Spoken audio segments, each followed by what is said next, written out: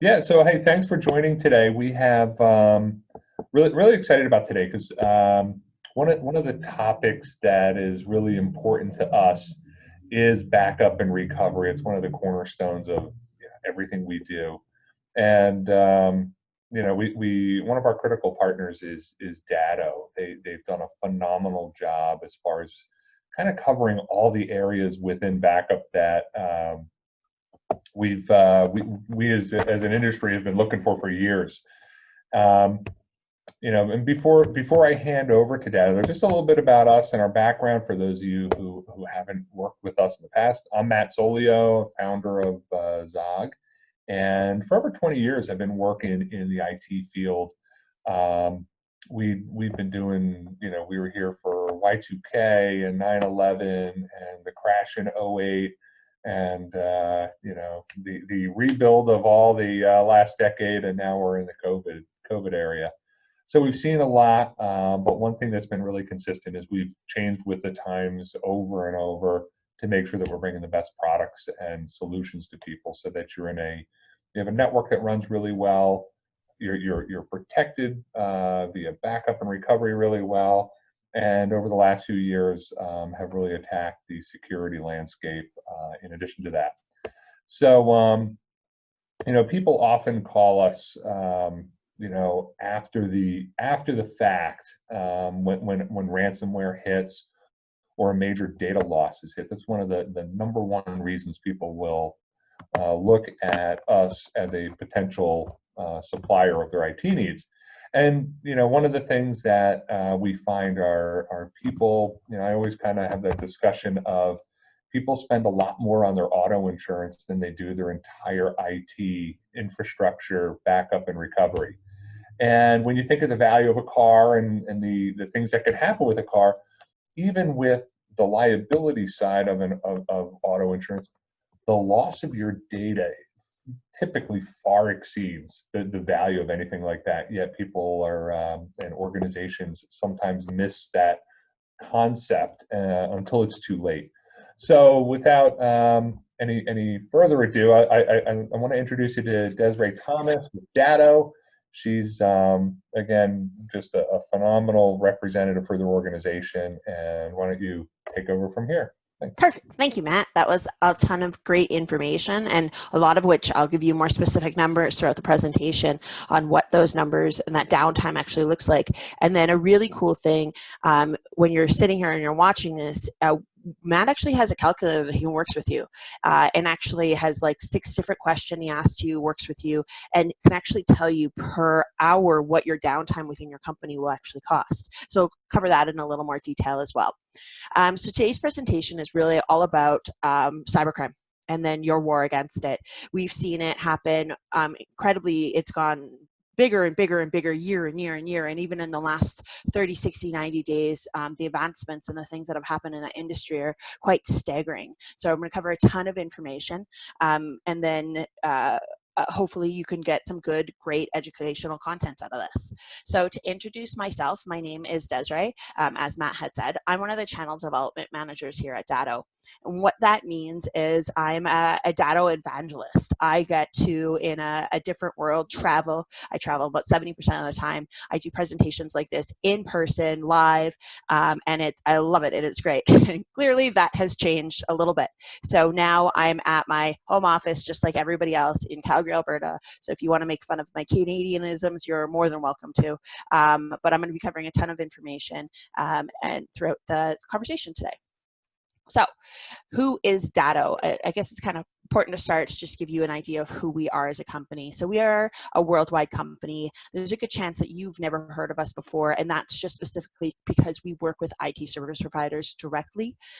We were founded in 2007. We came out of a basement in Norwalk and have since then grown to a worldwide business with 35 locations, over 1,700 employees, 9 data centers, and a ton of information is actually stored in our own personal data centers on a day-to-day basis.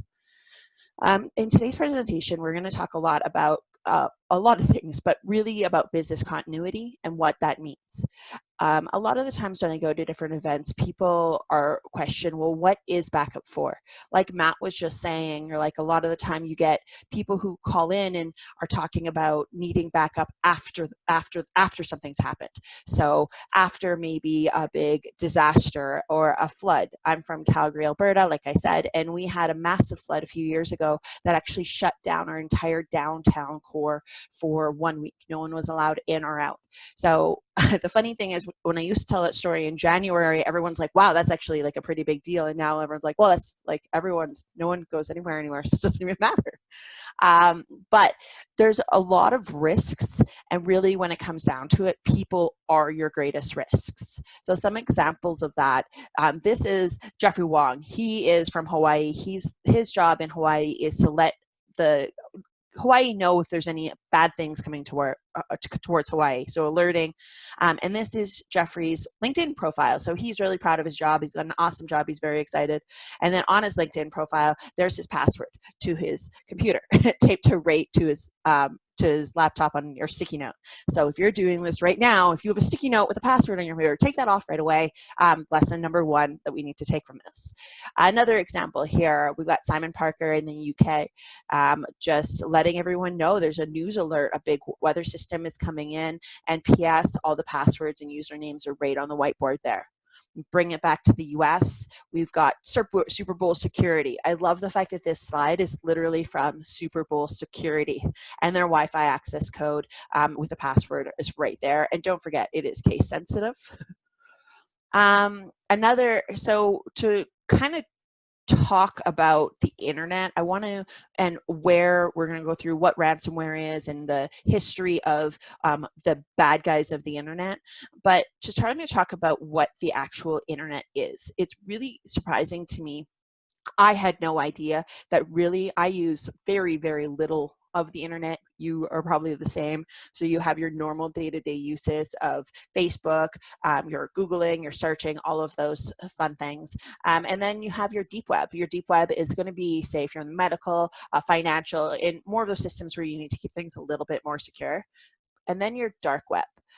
So your dark web is going to be where those bad guys live, with funds being able to go from one person to the next, no one can see who gets it. This is why drug trafficking, all illegal activities, it's so easy for these bad guys to do, and why it's so popular, because they can make so much money and not be able to get caught. So I just thought it was really interesting to understand that 96% of the internet is in the deep and dark web, and stuff that a normal person on a day-to-day basis doesn't even use. So let's talk about the evolution of cyber threats. Who are the bad guys? You know, we talked back in the old days, Matt was talking about Y2K. I remember back in that day, my dad filling up the bathtub because everything was going to get shut down. But then also you have that Hackers, the movie, when everyone was going around on rollerblades. I really thought that that's what that was all about. But who are the bad guys?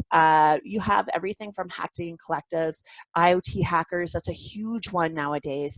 IoT hackers, if you think about your internet connected devices that you have at home, whether that be your Nexus or your Alexa or your Nest, as an example, how are those devices connected? Are they connected to the same network that you're using at your home to office?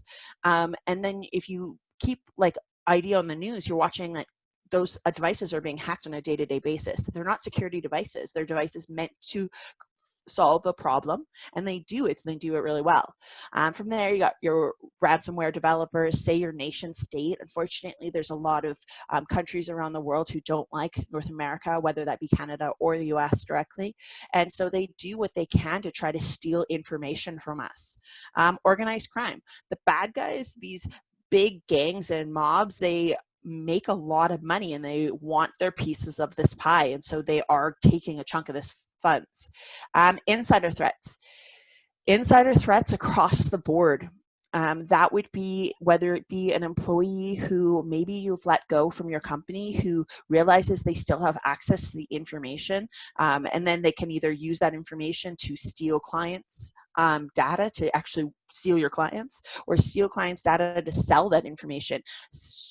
scary enough, that happens quite often. Your script kiddies, your hacktivists, and then your malware developers. So people who literally, this is their job to make products, make malware, make ransomware, and make a product so they can sell it and just make money from that. And then mobile malware is another one that's jumping up quite quickly. So an interesting fact, in 2018, the ransom paid by small to medium-sized businesses was only, use the word only because I have another slide moving forward. This was the ransomware that's paid. So the ransomware that small to medium-sized businesses actually let the FBI know, say, hey, we got hacked and we paid this amount. So you can imagine how many people are a little bit too embarrassed to actually let the FBI know and don't actually claim that. So $700 million plus was just the amount of ransomware. That's not including the cost of downtime, which is such a big number, and we'll cover in a little bit. But it does go to show that ransomware is king, and because the bad guys are making so much money from it, it's not going to go anywhere at any point in time soon. To give you an example of ransomware, there are, although it's not fun, maybe I'm a little bit of a geek, but some of it to me is kind of interesting. There's a ransomware that came out a couple of years ago called Popcorn Time. So Popcorn Time was the first ransomware that built together social engineering and ransomware. So you get this ransom where your computer's all locked up and now you have no access to any of your information. So you have two choices. Unless you have backup, where backup would save all of your problems.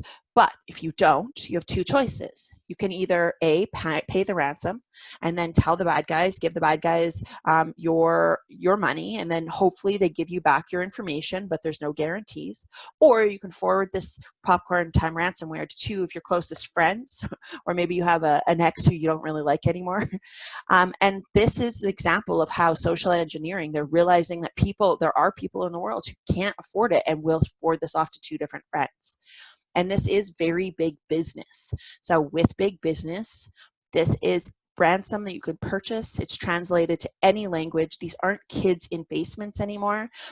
You could be getting ransomware from everywhere in the world at any point in time. There's heat maps. If you ever have a chance to look at the heat maps for attacks, highly recommend it if you're interested in this. For me, it's super interesting, but you'll see the times of day that countries are open, and then you know that the times of day that other countries are closed or nighttime, so you can see the heat tracks of the attacks that are happening. And then we go, okay, so what would be the biggest casino heist or one of the greatest casino heists of last year? You would think it is the bad guys with the bank vault and me and Brad Pitt hanging out and this big elaborate plan and all of those fun and amusing things when it comes to movie land. Well, if you've never heard of it, when it comes to, I could talk again about IoT devices. I think it was last year, a couple of years ago, there was a Vegas casino that was actually hacked via their IoT device thermometers. So, of course, a massive casino would have thermometers that were connected. That just makes sense. It's going to save them a ton of money. We're all in business. But those devices were connected by the same network, and the hackers were actually able to go in via the fish tank and access all of the big rollers' data. So a huge breach of information, and this is how the world is moving. Then, of course, that's a quite old slide. So 2018. Let's move it forward a little bit. We talk about the last 90 days of our life, or I think it's like 110 days of our lives.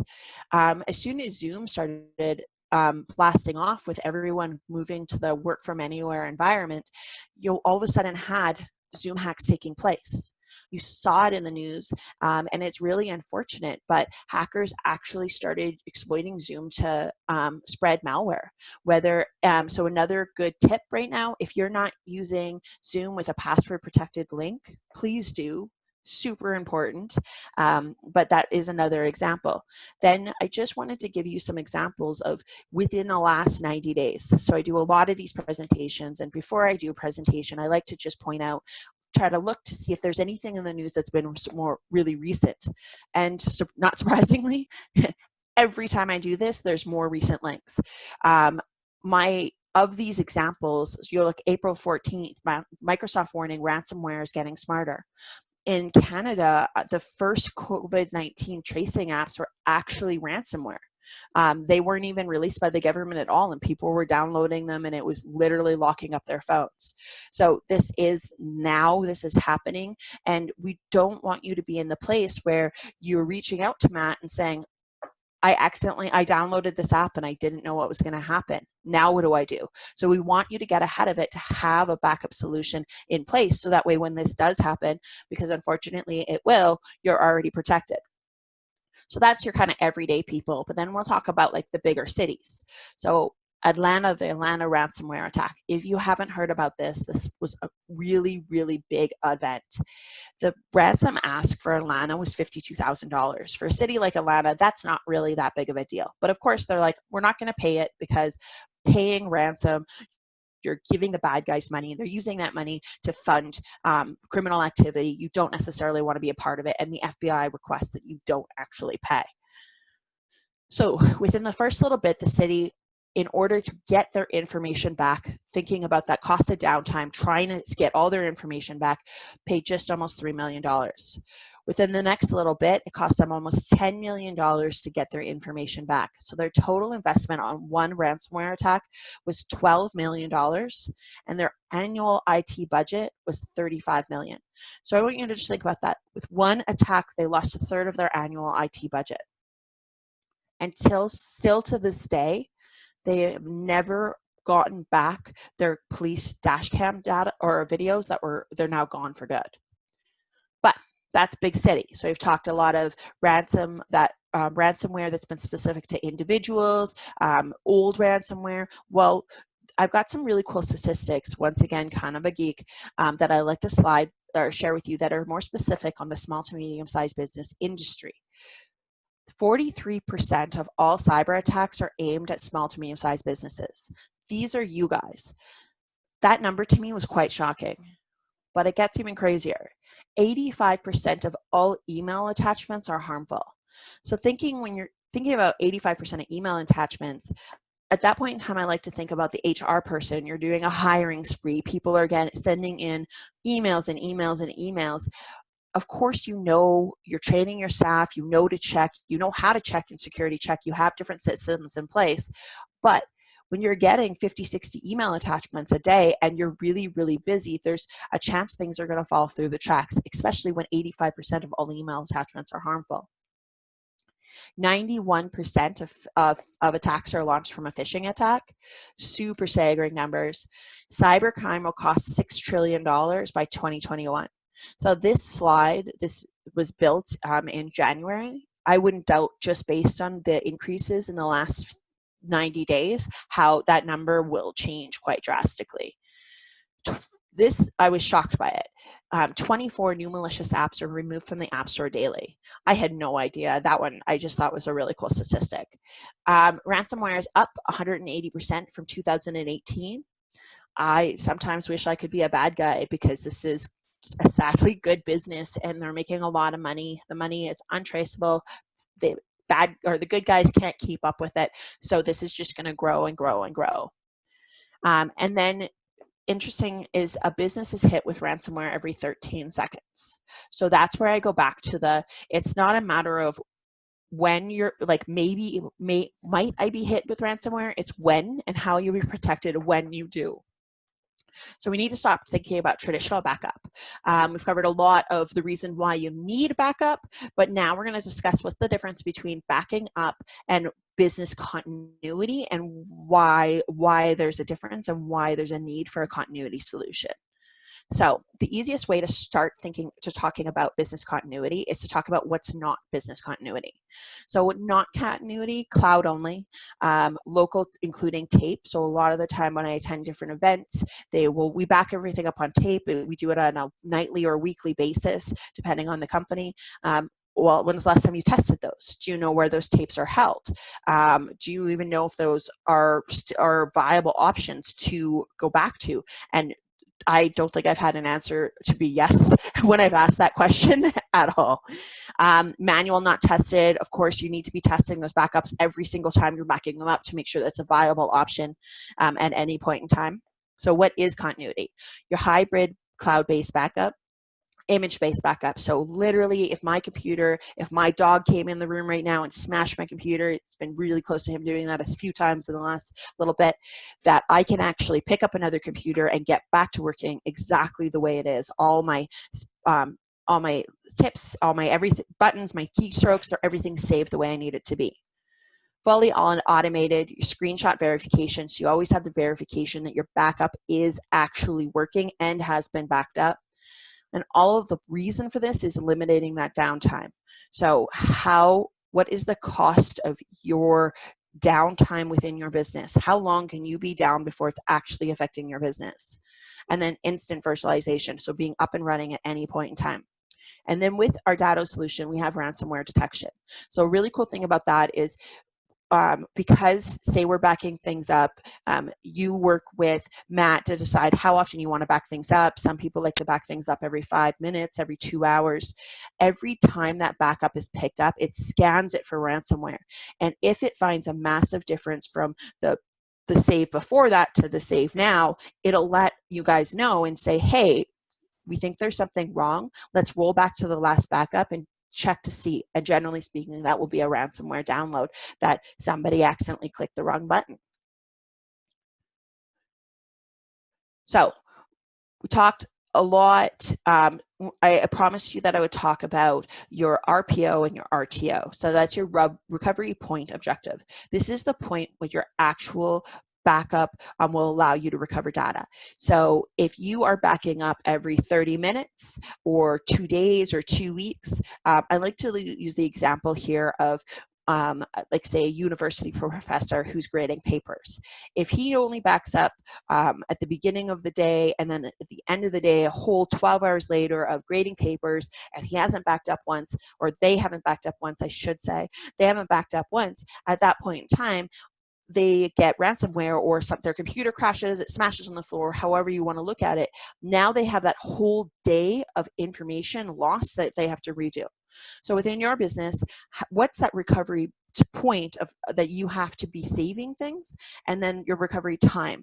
How long is it going to take you to get back up and running if something was to happen within your business? So these are 2 important points to always to take into consideration when you're looking at a business continuity solution.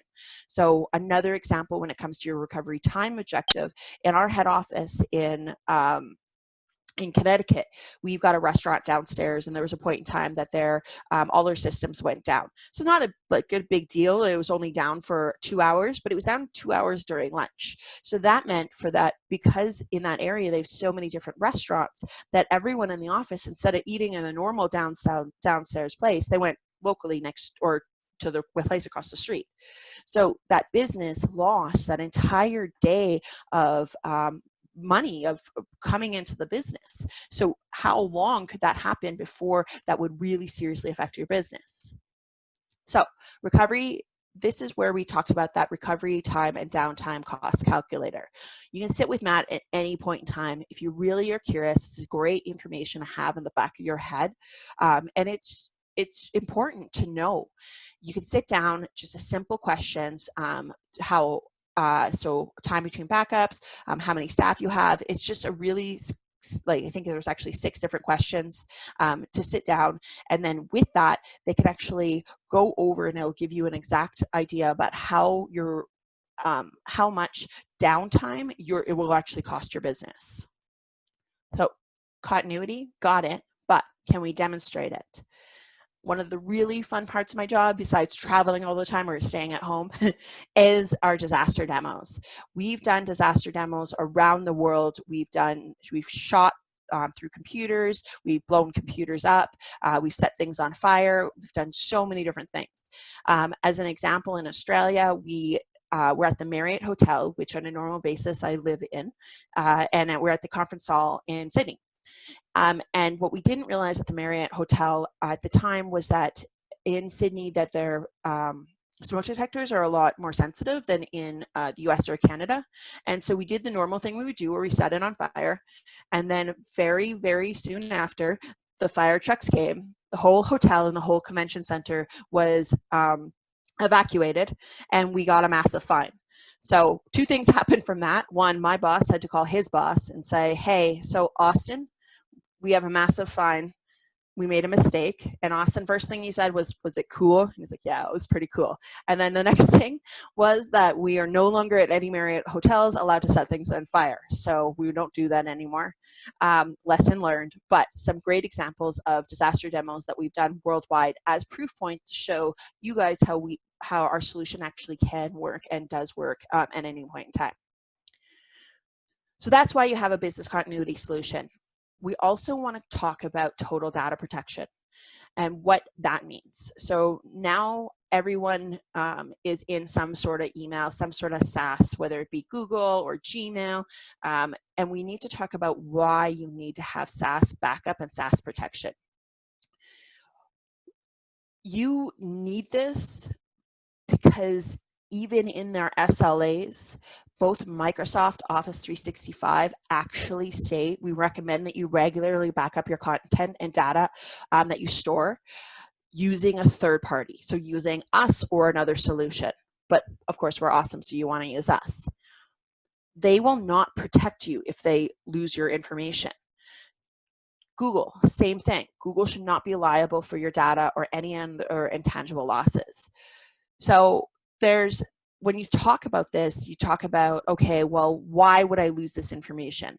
We had a partner of ours who, their end user, a small to medium-sized business, just like you guys, their emails one day were gone, completely gone. And so the MSP is trying to figure it out and like calls Google and is like, what's going on? And it turned out after trying to figure out all this information that Google had a loss of 0.000.2 of emails that just disappeared from their systems. So it wasn't a big deal, and it's below any of their SLAs that they have or their liability issues that they have because it was so little, but it was an entire business's emails that are just gone for good. Luckily, they were using our SaaS solution, so they were able to just get back up and running. The interesting part of that is they were actually able to use our SaaS solution to go to Google and say, look, see, these are the emails that we have. Now fix them.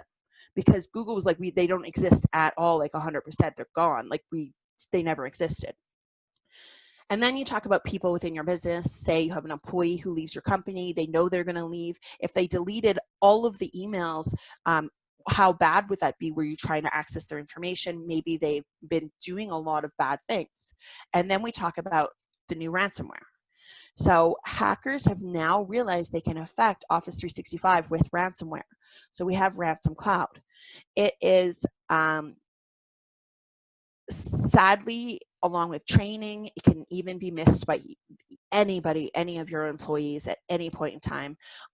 Say Friday nights, I find people 3 p.m., especially in the summer, are busy. They're going camping. They're trying to get out of the office. Everyone's super stressed. They've got kids running around. So people are moving so quickly. You get an email that looks like this from Microsoft saying, hey, you need to update your anti-spam pro. There's a good chance, without really stringent chaining, that someone is going to click this. So all it takes is someone in your office to click this once, click accept, enter their information, and now all of your emails are locked. So at this point in time of your day, if you lost every single one of your emails, how would that affect your business right now? And how stressful would your rest of your day be? Because I would be off. That would be crazy. So I have a video. This was actually done by Kevin Mitnick. Kevin Mitnick is a hacker from the 80s. He is a white hat hacker. In the 80s, he was a bad guy, one of the biggest hackers. He was on the FBI's top wanted list. He got caught, went to jail, and now he's out of jail and is a white hat hacker.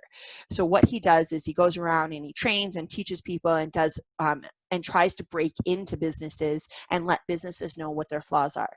So we hired Kevin to come into our business, and there's a video that Matt can send you at any point in time, and he shows you how simple it is to infect your emails.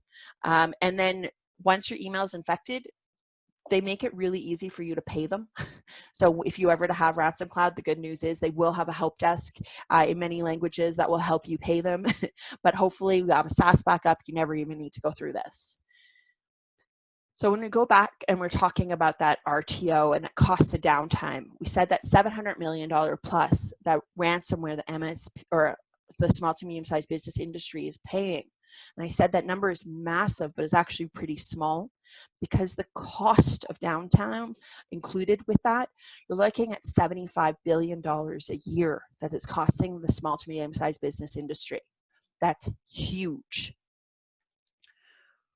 All right, we're coming up to the end here. We've got a couple more tips and tricks to keep you moving forward outside of just saying, please call Zog, they're gonna help you out. So how to stay protected. First, you have to always recognize you're a target online and offline. Don't ever say it's not gonna happen to you, because as we've seen, every 13 seconds, small to medium-sized businesses are getting hit with ransomware. It's going to happen.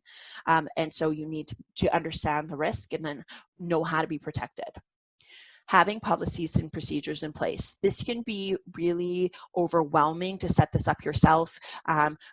Zog can work with you, set up different policies, procedures within your business, but definitely something you need to do. Ongoing employee training. Even at Datto, we have phishing training that happens to us constantly. So I constantly have emails that are that could potentially be ransomware that are sent by our security team, that if I click, I get pulled into a separate training session. So making sure that you're always training your staff on why they should click on things, why they should not click on things, what they should be looking for, are really important things. Password management. Across the board, people are still using password 123. I think it's still, or password is still one of the most popular passwords. Use have a password. That was a lot of P's happening there. Have a password policy within your business. Use a password manager.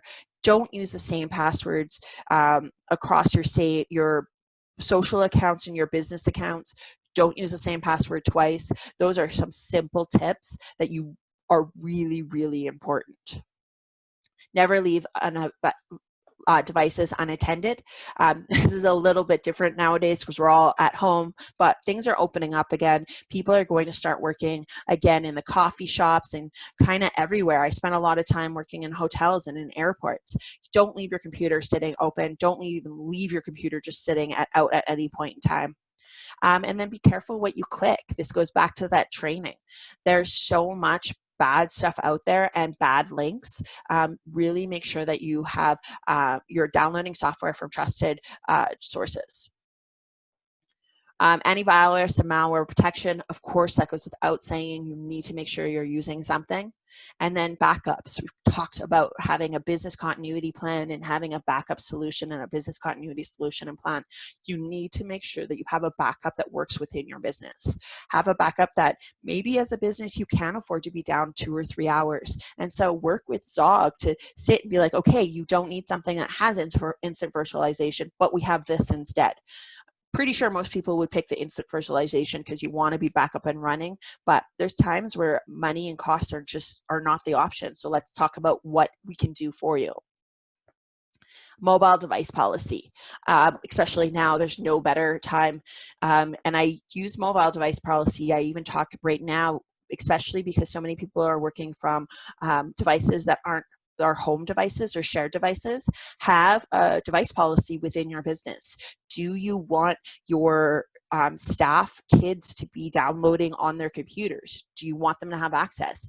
Do you want them to, do you want your staff to be using their phones, and what policy to log into their emails? What if they don't have a lock on their phone and someone steals their phone? What access does whoever picks up their phone have? And then security testing and configurations. This goes right back with the training. If you're training your staff, training doesn't end at day one. You have to continually test and train those staff, and then work with your managed service provider to set any security testings and configurations in place. So with all of that, you're headed in the right direction. That's a lot of information. I hope I didn't bore you too much. And so with that, I have to bring Matt in and say thank you, Zog. And Zog, we thank you, everybody else, for joining. And we are offering a 30-day trial of SaaS Backup. Please email Zog, sales@zoginc.com to secure your business. Wow, thank you, Desiree. That was awesome. As always, just a ton of information. It reminded me while you were talking. We do have a few questions that popped up in here, but one of the things that I talk about a lot is, 5, 10 years ago, if you had backup, firewall, and antivirus, you were in good shape. And if they were being maintained and all that kind of good stuff, at this point, that's really just a small portion of what's needed. And what we find is that so many small and mid-sized businesses are just missing all of this at this point. They're really vulnerable. Of that, where we typically start, and that's why we put the free trial offer out there, is everybody is generally migrating to Office 365 at this point, or they're already on Google. And if you're not backing that up, it is a place you really need to start. And the backup doesn't always just address only email. You can also back up SharePoint, you can back up OneDrive, you can back up the other tools as well. So that you want to make sure, just because the information's left your building, that you're not ignoring the fact that you still have to be a steward of that data. So that was really useful. And then, as far as the tips and tricks, there are so many. We do, as part of this, we also do, security assessments and the like, so that we can kind of give you a good baseline of where you are today. But I have a couple questions here. First one was, I think we've kind of answered it, is, my network's fully in the cloud and I'm told that it's backed up. How do I test that? So what you want to do if you believe it's backed up, ask your cloud provider for that you'd like to test the backup and see the data, and if you can restore it. It's maybe they have a DR plan, maybe they have some type of SOC compliance that they can share with you. All those things matter for the people you're hosting with. So there's, I haven't seen it as much lately, but there were a lot of startups in the last 10 years that people would rush and move all their data to, and then the startup would go under. And they would lose all their data because the startup didn't have any policies in place, and backup copies of the data that you had access to. So really good question. It is important to make sure you have access to that data and can get to it, and stick with reputable providers as well. So Matt, I have a question for you, for everyone who's watching, because I get this one all the time. What's DR?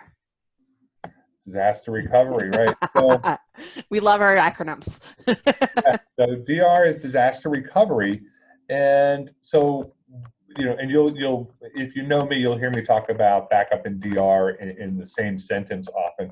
But just because you're backing up your information doesn't mean you have the ability to recover it. So here's I guess I'll tie it back to Datto in a way, is there's a reason why you want to have an appliance on site, and there's a reason you want to have an appliance or a cloud offering off-site, because there's a lot of type of disasters that can occur. So take, for example, a real one I got to work on years ago was when Katrina it wiped out New Orleans. So we were doing some work for a large international recovery company at that time. And the DR team and everything was on tape at this point.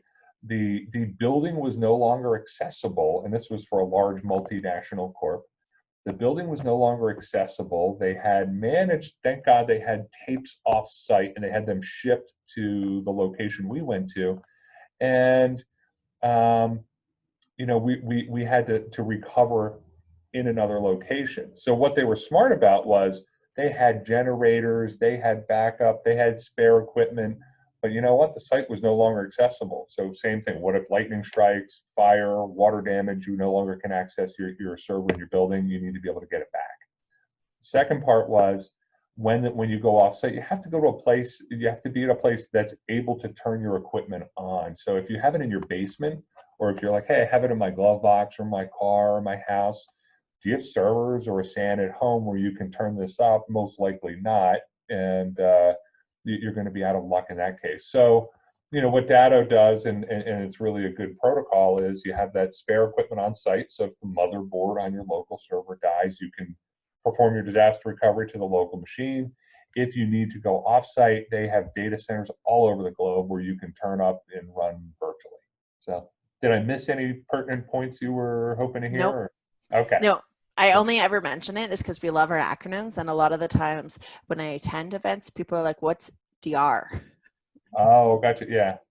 So it's a yeah. And there was some time earlier spent on the DR part is the recovery point RPO and recovery time RTO. That recovery point, I saw a really important example the other day, and it was a manufacturing facility, and it's so automated at this point, and they do hundreds of millions of dollars in business a year. So if they lose 45 minutes of time, they don't have any way to recreate the data. They can't recreate what was already created. All they can do is make estimations at that point. So it's not even like I could go back and recreate the data. It's, at that point, they really have no way to create it. So you really want to get that recovery point as tight as you can, especially when you have automated processes going on in the background. And there were some really good examples in the video or in the slides there about why that matters as well. So the other question is, what's a password manager? And there's a bunch of them available on the market. One of the more popular ones I see is LastPass or Keeper, and we do provide those as well. But really, it's a central location where you're able to store your usernames and passwords. You want to protect that particular software with an incredibly good password, and a lot of them now have biometrics as well. You do not want someone to have access to your password manager. But with the number of social websites, business websites, in-house places that you need to go to, it's really the safe way to store all your information instead of on a piece of paper laying on your desk. Or your sticky note. A sticky note, right? Yeah, I love those slides. They were great with the.